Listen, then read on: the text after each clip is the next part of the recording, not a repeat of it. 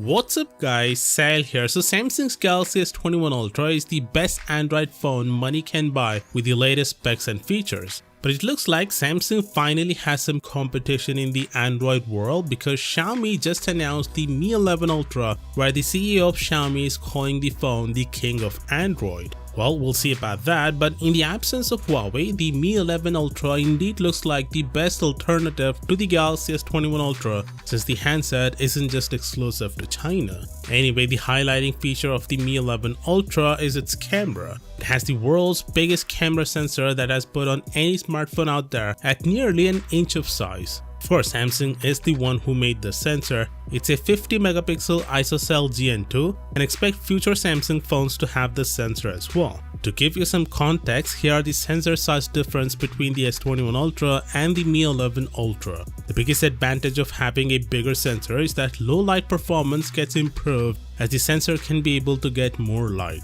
Though we'll have to wait for an actual camera test between the two handsets to see if there's any difference between the camera in the real world, because the camera hardware is only half of the story. The software is as much as important as the hardware. Even though the Mi 11 Ultra can zoom in up to 120 times, which is more than what the Galaxy S21 Ultra can do, but Xiaomi is using a 5x periscope zoom camera instead of the 10x that Samsung is using on the S21 Ultra. So that means even though the Mi 11 Ultra has 20x more digital zoom than the S21 Ultra, but the quality should be much better on Samsung's phone. The rear camera bump also contains a 1.1-inch AMOLED screen with a resolution of 126 by 294. Xiaomi says it can be used to take selfies with the rear cameras. It can also function as an always-on display as well. Although you can essentially mirror whatever is on the phone's main display though, watching YouTube or checking emails on a finger-sized screen probably isn't ideal in my opinion. The phone also has some crazy charging speeds,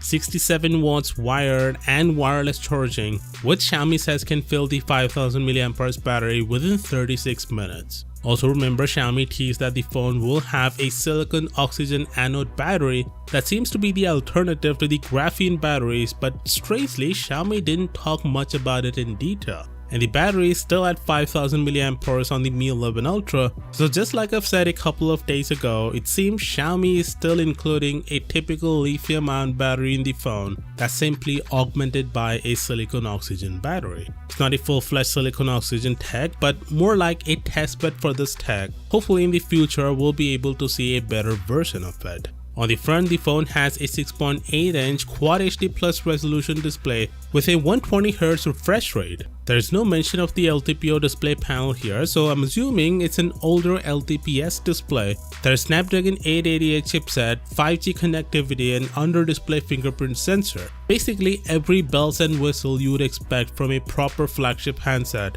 And at 1200 euros, it's a good alternative to the Galaxy S21 Ultra. But calling it the king of Android is a little far-fetched in my opinion. Anyway, let me know what you think about this down in the comments. And as always, I'll see you tomorrow.